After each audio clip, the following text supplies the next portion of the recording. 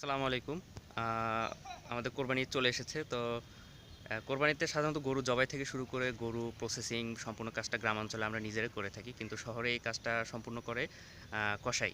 তো কসাইদের যেহেতু একই দিনে অনেকগুলো কাজ করতে হয় এবং প্রফেশনাল কারণে তারা একদিনে যত বেশি কাজ করবে তাদের লাভ। তো যে কারণে স্বাভাবিকভাবে তারা দ্রুত করার জন্য একটা ভুল করে বসে। সেটা আমরা সাধারণ মানুষ অনেকেই জানি না। তো সেটা হলো যে তারা জবাইয়ের পর এই যে মেরুদণ্ড আছে পিছনে, সে একটা ছুরি দিয়ে মেরুদণ্ডের ভিতরে যে স্পাইনাল কর্ড সেটাকে কেটে দেয়। তো এটা যে হারাম এই বিষয়টা নিয়ে ইনশাআল্লাহ আজকে আমরা ক্লারিফাই করব। তো তার আগে চলো একটা ভিডিও দেখে নিই আমরা।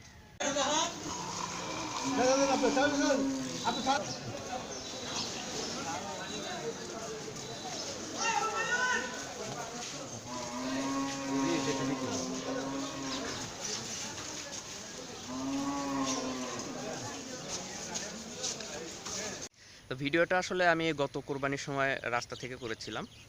তো এখানে আপনারা দেখলেন যে হুজুর জবাই করেছে। তো জবাইয়ের সময় যখন এই কণ্ঠনালী, খাদ্যনালী আর দুই পাশে দুইটা বড় যে শিরা আছে, প্রধান শিরা এবং ধমনী যেটা আমরা বলি, এই চারটা পার্ট যখন কেটে যায় তো জবাইয়ের কাজ শেষ। কিন্তু উনি সরে যাওয়ার পর কসাই যেটা করলেন, তিনি ছুরি দিয়ে একটা জোরে আঘাত করলেন। এই আঘাতটা আসলে মেরুদণ্ডের মধ্যে করা হয়েছে এবং যখনই স্পাইনাল কর্ডে সে আঘাত করেছে, আপনারা হয়তো দেখেছেন যে গরুটা তার শরীরে একটা ঝাঁকুনি শুরু। এবার আমরা দেখব আসলে যখন আমরা জবাই করি সেই মুহূর্তে কি ঘটে। তবে তার আগে আপনাদের জানিয়ে রাখি যে ইসলামিক যে জবাই করার পদ্ধতি, প্রথম হচ্ছে আপনাকে ধারালো ছুরি ব্যবহার করতে হবে। হাদিসের মধ্যে বর্ণিত হয়েছে যে আহ, যেন সেই ছুরিটা ধারালো হয়, কারণ এতে পশুর কষ্ট কম হবে। ২ নাম্বার হচ্ছে আপনি যখন জবাই করবেন বিসমিল্লাহি আল্লাহু আকবার বলে শুরু করতে হবে। এটা ফরজ, বলা ফরজ। তারপর জবাইয়ের পর আমরা কতটুকু অংশ জবাই করব, তারা এখানে কণ্ঠনালী, এরপরে দেখতে পাচ্ছেন খাদ্যনালী, আর দুই পাশে দুইটা আর্টারি, এর চারটা অংশ কেটে দিতে হবে। এই চারটা অংশ কেটে দিলেন, তারপর গরুকে তার অবস্থানে ছেড়ে দিতে হবে। সে সম্পূর্ণ নিস্তেজ হওয়ার আগ পর্যন্ত কখনোই চামড়া ছেলা কিংবা পায়ের রগ কেটে দেয় এটা করা যাবে না। সম্পূর্ণ নিস্তেজ হতে মোটামুটি 7 থেকে 10 মিনিট সময় লাগে। এরপর সম্পূর্ণ নিস্তেজ হয়ে গেলে তারপর আপনি চামড়া ছেলা কাজটা শুরু করবেন। এখন ধারালো ছুরি যে ব্যবহার করতে হয় এটার সায়েন্টিফিক ব্যাখ্যাটা শোনেন। সেটা হচ্ছে যে আমরা যখন জবাই করি মোটামুটি কন্ট্রোলের কাটার পর যতক্ষণ পর্যন্ত এই ভেইনটা না কাটা হচ্ছে এইটুকু সময় আসলে এই প্রাণীটি কষ্ট পায়। কারণ যখনই ভেইনটা কেটে দেওয়া হয় প্রচুর পরিমাণে ব্লাড বের হতে থাকে এবং সাডেনলি এত পরিমাণে ব্লাড বের হওয়ার কারণে তার ব্লাড প্রেশারে হিউজ একটা চেঞ্জ আসে। আর তখন প্রাণীটি আসলে জ্ঞান হারিয়ে ফেলে, যেটাকে বলা হয় স্টানিং। তো এই অবস্থাতে প্রাণীটি আর কোনো কষ্ট অনুভব করে না। তাহলে প্রশ্ন হলো যে তাহলে কেন প্রাণীটি হাত পা ছুটাছুটি করতে থাকে? হাত পা ছুটাছুটি করতে থাকে এ কারণে যে যেহেতু প্রচুর পরিমাণে ব্লাড আসছে, তো তখন শরীরের বিভিন্ন মাংসপেশিগুলো সংকোচন প্রসারণ ঘটতে থাকে। এ কারণেই আসলে হাত পা ছোটাছুটি হয়। তো আপনি যদি ছুরি ধারালো হয় তাহলে যত ধারালো হবে যত দ্রুত আপনি এই অংশটুকু কাটবেন সে অত কম সময়ে আসলে সে কষ্টটা পাবে। আর যদি ছুরিটা ধারালো না হয় যত সময় লাগবে সে তত বেশি কষ্ট পাবে। এখন আমরা যেহেতু জবাই করেছি কিন্তু মেরুদণ্ডের এই অংশটুকু কেটে দিইনি, তার মানে তখনও স্পাইনাল কর্ড অক্ষত অবস্থায় আছে। তো স্পাইনাল কর্ড অক্ষত থাকার মানে হচ্ছে তখনও সেন্ট্রাল নার্ভাস সিস্টেম অ্যাক্টিভ থাকবে, যে কারণে হার্ট তখনও পাস করতে থাকবে। তো এদিকে আমরা জানি যে মস্তিষ্কে সবসময় রক্তের প্রয়োজন হয়, অক্সিজেন সাপ্লাই প্রয়োজন হয়, যে কারণে রক্ত সবসময় সাপ্লাই হওয়া প্রয়োজন। তো যখন আমরা এখানে কেটে দিয়েছি তো অক্সিজেন বা রক্ত তো তখন মস্তিষ্কে যেতে পারছে না, যে কারণে মস্তিষ্ক দ্রুত সিগন্যাল পাঠাবে স্পাইনাল কর্ডের মাধ্যমে হার্টকে যেন রক্ত আসে। তো হার্ট তখন আগের থেকে আরও বেশি দ্রুত পাস করতে থাকবে, ফলে শরীরের বিভিন্ন অংশ থেকে ব্লাডগুলো হার্ট হয়ে এদিক দিয়ে প্রবাহিত হবে। কিন্তু প্রবাহিত হওয়ার সময় আমরা যেহেতু এখানে এই ভেইনগুলো কেটে দিয়েছি, তারা মস্তিষ্কে না গিয়ে আসলে বাইরে পড়ে যাচ্ছে। তো মস্তিষ্ক তো অনবরত সিগন্যাল দিতেই থাকবে। এভাবে মোটামুটি ৫-৭ মিনিট পর্যন্ত চলতে থাকবে। এর মাধ্যমে মস্তিষ্কেও আর রক্ত পাবে না। এক পর্যায়ে সে মারা যাবে, তার হার্টবিট থেমে যাবে এবং ইতোমধ্যে তার শরীরে আসলে সমস্ত ব্লাডগুলো অলমোস্ট বের হয়ে যাবে। কিন্তু আমরা যদি এখানে স্পাইনাল কর্ডটা কেটে দিই তখন কি হবে? তখন সাথে সাথে প্রাণীটি হার্ট অ্যাটাক করবে। হার্ট অ্যাটাক করে হার্টটা থেমে যাবে, হার্ট আর পালস করবে না। ফলে শুধুমাত্র বড় বড় যে ভেইনগুলো সে ব্লাডগুলো বের হয়ে যাবে, কিন্তু কৈশিক জালিকার মাধ্যমে শরীরের বিভিন্ন মাংসের মধ্যে ছড়ানো যে ব্লাডগুলো সেগুলো আর বের হতে পারবে না। তো কসাইরা যেটা করে তারা এখানে এই স্পাইনাল কর্ডটাই আসলে ক্ষতিগ্রস্ত করে দেয়, যে কারণে সাথে সাথে হার্ট অ্যাটাক করে পশুটা মারা যায় 1-2 মিনিটের মধ্যে। এতে করে সেই মাংসের মধ্যে প্রচুর রক্ত রয়ে যায়। তো সায়েন্টিফিকভাবে দেখলেও আপনার এই মাংসটা একেবারে অস্বাস্থ্যকর হয়ে যায়। ভালোভাবে যদি রান্নাবান্নায় সমস্যা হয়ে যায়, কখনো যদি রান্নাবান্নাতে একটু কম বেশি হয়ে যায়, এটা আপনার স্বাস্থ্যগত সমস্যা হতে পারে। সবচেয়ে বেটার হচ্ছে পশুটাকে জবাই করে এভাবে ছেড়ে দেওয়া। তাহলে হবে কি, সে সম্পূর্ণ শরীরের অধিকাংশ ব্লাড বের হয়ে যাবে, সেই মাংসটা হবে সবচেয়ে বেশি স্বাস্থ্যকর। তো এখানে স্পাইনাল কর্ডটা কেটে দিলে যা ঘটে, গরুর সম্পূর্ণ গলাটা কেটে ফেললে সেম ঘটনাই ঘটবে। তো সম্পূর্ণ গলা কেটে ফেলা বা যেটাকে আমরা বলি দেওয়া বলি, এটা তো ইসলামে হারাম। ঠিক এ কারণে আপনার স্পাইনাল কর্ডটা কেটে দেওয়াটাও হারাম। তাই কসাইরা যেটা করছে, তারা এটা অবশ্যই না জেনে করুক বা জেনে করুক, এটা একটা হারাম কাজ করছে, আপনারা সচেতন থাকবেন। তো এখন আমরা আপনাদেরকে দেখাবো আমাদের আজকের আলোচনার যে মেইন নায়ক, স্পাইনাল কর্ড, তাকে। এখানে হচ্ছে আপনার এটা সেই স্পাইনাল কর্ড, যেটা এই মেরুদণ্ডের মধ্যে দিয়ে চলে আসছে। সাদা অংশটা আপনারা দেখতে পাচ্ছেন। আপনারা এখানে দেখেছেন যে আমি এই স্পাইনাল কর্ড দেখানোর জন্য আমি আসলে লালবাগ কেল্লার মোড় বাজারে গিয়েছিলাম, মাংসের দোকানে। সেখানে গিয়ে এই সরাসরি ভিডিওটা করেছি যে আপনার স্পাইনাল কর্ডের এই অংশটুকু দেখানোর জন্য। তো ওখানে গিয়ে আমি বেশ কয়েকজন কসাইয়ের সাথে কথা বলেছি। আমি আসলে তাদের সাথে কথা বলার উদ্দেশ্য ছিল এটাই যে তাদের আসলে কী ধারণা এই বিষয়ে। তো আমি 4-5 জনের সাথে কথা বলেছি, সবাইকে সেম প্রশ্ন জিজ্ঞেস করেছি যে আপনারা যখন জবাই করেন, সাধারণত জবাইয়ের পরে এইখানে যে রগটা আছে সেটাকে কেটে দেওয়া হয় কেন? তারা তো আসলে স্পাইনাল কর্ড চেনে না, তারা রগ হিসেবে চেনে। তখন প্রত্যেকেরই একটা কমন আনসার ছিল যে যান চইলা জায়গা। তো যান তাড়াতাড়ি যাওয়ানোর লাইগে তারা আসলে এই কামটা করে। এটা তাদের একটা কমন উত্তর। তো আমি কয়েকজনকে বোঝানোর চেষ্টা করেছি যে এটা আসলে এভাবে করানো উচিত না। কারণ কি, তখন তো আমি যখন এভাবে এক্সপ্লেন করেছি, তো অধিকাংশ ক্ষেত্রে তার মনে হয়েছে যেন এটা তাদের মাথার উপর দিয়ে চলে যাচ্ছে, এটা তারা ফার্স্ট টাইম শুনছে। তা আসলে তারা যে এটা করে, তারা জেনে করে না, তারা না জেনেই করে অধিকাংশ ক্ষেত্রে, এবং তাদের শুধুমাত্র এতটুকুই ধারণা এটা করলে তাড়াতাড়ি পশুটা মারা যায়। এমনকি আমি যখন তাদের সাথে কথা বলছিলাম, এক মুরব্বি তো প্রায় রেগেই গিয়েছিল, আমাকে বলছিল যে আপনি কোথায় পেয়েছেন বা কোথায় লেখা আছে যে এটা করা যাবে না। তো সেখানে আরেকজন কসাই, ওনার সাথে পার্সোনালি বেশ কিছুক্ষণ কথা হলো। উনি দেশের বাইরে সৌদি আরবে কসাই হিসেবে চাকরি করেছেন প্রায় 14 বছর, এবং উনি আমার সাথে অনেক আন্তরিকতার কারণে উনি বেশ ছবিও দেখালেন আমাকে তার প্রফেশনাল লাইফের। তো উনি নিজে স্বীকার করেছেন যে হ্যাঁ, বাংলাদেশেই এটা শুধু করা হয়, এবং উনি ওনার এই পেশার জীবনের অভিজ্ঞতা থেকে দেখেছেন যে সৌদি আরবে এটা কঠোরভাবে নিষেধ করা হয়, এবং তিনি বলেছেন যে আমরা যদি কেউ ওখানে জবের পর এটা করতাম, আমাদের চাকরি থাকতো না।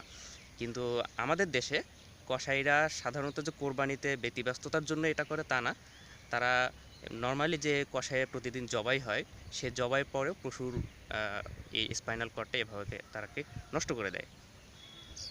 আমি বাজার থেকে আসার পথে ভাবলাম যে এই বিষয়টা নিয়ে আলেমদের সাথে কথা বলা উচিত, যে তাদের আসলে তাদের ধারণা কি এই বিষয়ে সেটা জানা উচিত। তো আমি সেখান থেকে আসলাম। তো লালবাগ কেল্লার পাশে আপনারা যেমন এত দূরে মসজিদের যে মিনারটা দেখতে পাচ্ছেন, লালবাগ শাহী মসজিদের মিনার, তো এই মসজিদের সংলগ্ন যে মাদ্রাসা, জামিয়া কোরআনিয়া আরাবিয়া নামে, এটা কাওমি শিক্ষা ব্যবস্থায় বাংলাদেশে একটা লিডিং প্রতিষ্ঠান, আপনারা অনেকে হয়তো জানেন। অনেকটা আমরা এভাবে যেমন ইঞ্জিনিয়ারিংয়ে বুয়েটের যে অবস্থান, ঠিক সেরকম আর কি এদের অবস্থান সারা বাংলাদেশ।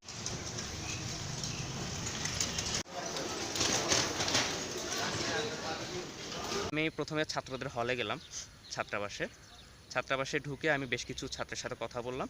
সেখানে আমি প্রায় 4-5 জনের সাথে কথা বলেছি, এবং আমার উদ্দেশ্য ছিল যে ছাত্রদের ধারণা কী। এবং মজার ব্যাপার হচ্ছে, আমি যে কয়টা ছাত্রকে জিজ্ঞেস করেছি, সে সিনিয়র হোক বা জুনিয়র হোক, এমনকি একটা ছেলে জুনিয়র ছিল, প্রায় সে গত বছর ভর্তি হয়েছে, সবাই এক বাক্যে বলেছে এটা তো নিষেধ। তো নিষেধ, এরপর জিজ্ঞেস করলাম যে কী কারণে নিষেধ, সে বলে জানি না, তবে এটা হারাম।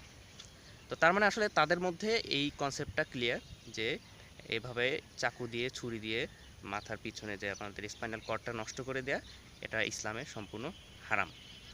এরপর মাদ্রাসার একটা ছেলেকে সাথে করে নিয়ে আমি তাদের শিক্ষকদের অফিসে গেলাম। শিক্ষকদের অফিসে গিয়ে আমি একজন হুজুরের সাথে কথা বললাম। উনি ওখানকার শিক্ষক, ওনার নাম ছিল মৌলানা তালহা, একজন মধ্যবয়সী মানুষ। তো ওনার কাছে যখন আমি প্রশ্নটা করলাম, উনি আমাকে ভেঙে ভেঙে বলল যে আসলে জবাইয়ের পুরো প্রসিডিউরটা কী, এবং তারপরে তিনি এটাও বললেন যে এটা সম্পূর্ণ হারাম। হারাম বলেছেন। এবং তিনি আমাকে একটা বই দিয়েছেন, ছোট্ট একটা বই। তো এই বইটা আপনারা দেখতে পাচ্ছেন। তো এখানে যে দুইটা আলেমের নাম দেখতে পাচ্ছেন এনারা এখানকারই, সে সাথে নিচে প্রকাশনীর এই নাম্বারে আপনারা যোগাযোগ করে এই বইটা পেতে পারেন। তো এই বইয়ের মধ্যে তিনি আমাকে বললেন যে সম্পূর্ণ আপনার রেফারেন্স সহ সব কিছু বলে দেওয়া আছে। তা আপনি তো সাধারণ মানুষ, আলেম মানুষ নন, তো আপনি যখন মানুষকে বোঝাতে যাবেন অনেক সময় হয়তো আপনার বাধার সম্মুখীন হতে পারে। তো সেক্ষেত্রে আপনি এইটার রেফারেন্স দিতে পারেন। তো এটা আমার জন্য সত্যি একটা ভালো একটা রেফারেন্স হিসেবে কাজ করবে। তো এই বইটার 12তম পৃষ্ঠায় লেখা আছে যে কোরবানির জরুরি মাসাইল সংক্রান্ত একটা পয়েন্টের মধ্যে যে পূর্ণাঙ্গভাবে প্রাণ বের হওয়ার পূর্বে চামড়া খসানো এবং পায়ের রগ কেটে দেয়া এটা গুনাহের কাজ।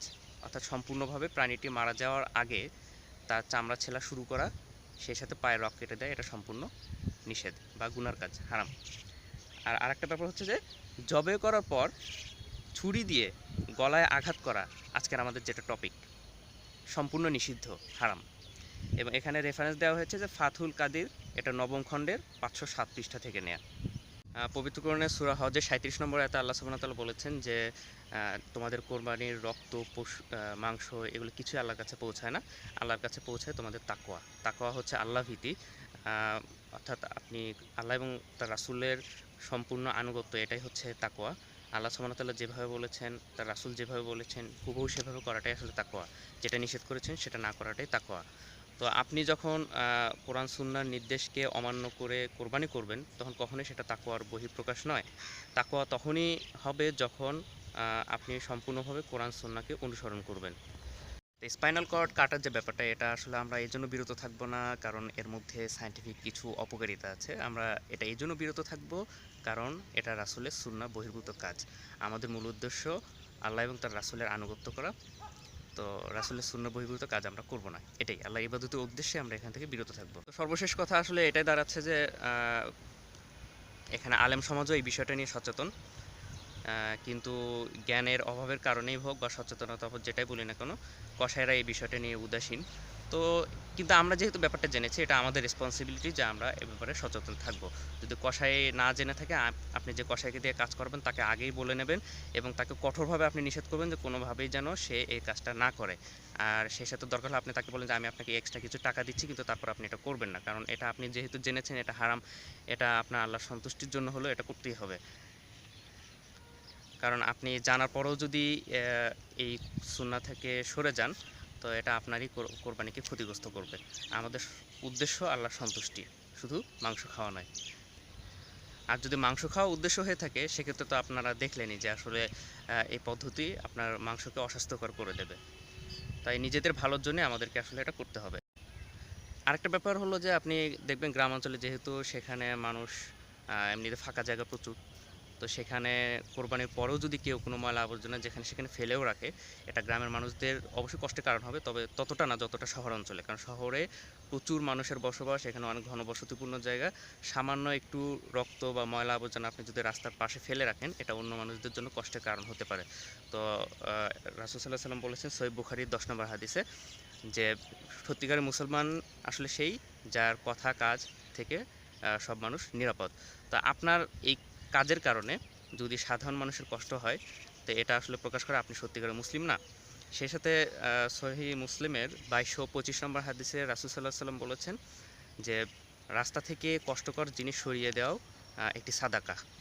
তো আমরা আল্লাহ সন্তুষ্টির জন্য যেহেতু কোরবানি করছি, তা আমাদের সম্পূর্ণ টার্গেট থাকবে শুরু থেকে শেষ পর্যন্ত সম্পূর্ণ কাজটাই যেন হয় আল্লাহ সন্তুষ্টির জন্য। অর্থাৎ আমি যেদিন বাজারে যাচ্ছি গরু কেনার জন্য, সেদিন থেকে আমার ইন্টেনশনটাকে ক্লিয়ার রাখবো আল্লাহ সন্তুষ্টির উদ্দেশ্যে। তারপর গরু কেনা থেকে শুরু করে গরুকে আনা, গরু জবাই করা, তারপর সে কোরবানির পর প্রসেসিং করা, এরপর সে মাংসকে ডিস্ট্রিবিউট করা, নিজে খাওয়া, সব কিছুতে থাকবে আল্লাহ সন্তুষ্টি আমাদের মূল লক্ষ্য। কারণ আল্লাহ সুবহানাহু ওয়া তাআলা আগে বলেছেন যে তোমাদের কোরবানির এই যে রক্ত, মাংস কিছুই আল্লাহর কাছে পৌঁছায় না, পৌঁছায় তোমাদের তাকওয়া। তা আমরা যে তাকওয়া অবলম্বন করব সেটাই আল্লাহর কাছে পৌঁছাবে এবং এজন্যই আমরা আসলে পুরস্কৃত হব বা শাস্তিযোগ্য অপরাধের মধ্যে শামিল হব। তো আল্লাহ আমাদেরকে সঠিকভাবে তার সন্তুষ্টির উদ্দেশ্যে কোরবানি করার তৌফিক দান করুন। আমিন।